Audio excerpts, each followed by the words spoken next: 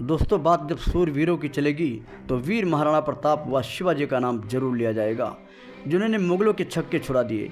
दोस्तों, आपके ज्ञान की वृद्धि के लिए बता दें कि कुछ लोगों का जो मानना है कि महाराणा प्रताप मानसिंह व अकबर से हार गए थे, ये सरासर गलत है। सच तो यह है कि वीर योद्धा महाराणा प्रताप न ही गद्दार मानसिंह से हारे और न ही वो हल्दी घाटी के युद्ध में पराजित हुए, क्योंकि आपने जो पढ़ा है वो सोची समझी साजिश के तहत गलत ज्ञान किताबों में जोड़ा गया है। शंका के समाधान हेतु तो आपको बता दें कि जब हल्दी घाटी का युद्ध हो रहा था तो महाराणा प्रताप तो स्वयं मानसिंह को खोज रहे थे, ताकि वह इस गद्दार राजपूत भाई को ख़त्म कर सकें, जिसने राजपूतों के आन बान शान को अकबर के हाथों गिरवी रख दिया था। वह स्वयं एक राजपूत होते हुए मुगल अकबर का साथ दे रहा था और ऊपर से अपने ही राजपूत भाई से युद्ध करने आया था।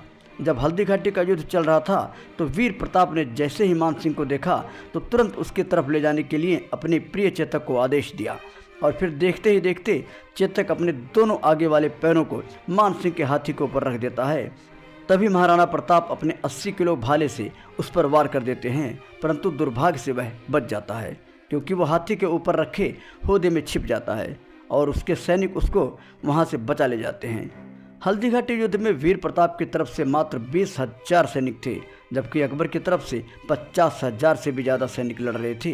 परंतु राजपूत वीरों के सामने मुगलों के छक्के छूट गए और भयभीत होकर भाग गए।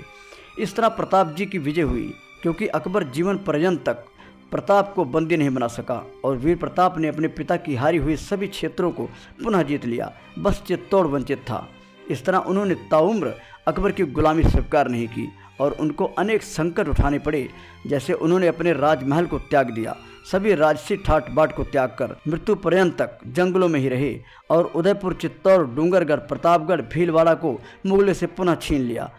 इस तरह उन्होंने अपनी मातृभूमि के लिए पूरा जीवन अर्पित कर दिया, इसलिए वो पूरे देश में पूजे जाते हैं। यहाँ तक कि महाराष्ट्र के शिवाजी भी उन्हीं के ही वंशज थे, लेकिन कुछ 2% के इतिहासकारों के कारण उनको अकबर से पराजित बताया जाता है, जबकि हल्दी घाटी युद्ध के पश्चात भी वहाँ पे महाराणा प्रताप का शासन था और उनके ही सिक्के चलते थे। सच तो ये है कि मुगल बादशाह अकबर वीर महाराणा प्रताप से डरता था।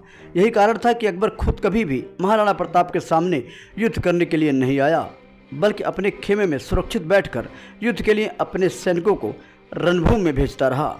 वो भली भांति जानता था कि जिस दिन आमने सामने होकर वो महाराणा प्रताप से युद्ध करेगा, वो दिन उसके ज़िंदगी का आखिरी दिन होगा।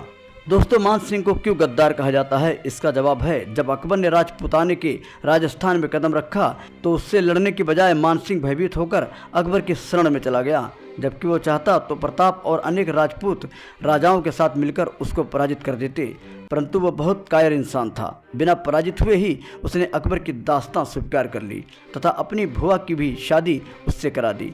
इसलिए उस कायर को आज भी राजस्थान में गद्दार माना जाता है। तो दोस्तों, आज के वीडियो में बस इतना। फिर मिलेंगे नई वीडियो में नई कहानी के साथ। अगर आप भी चाहते हैं हमारी हर खबर आप तक पहुँचे तो चैनल को सब्सक्राइब करके बेल आइकन दबा लें, ताकि आने वाला हर अपडेट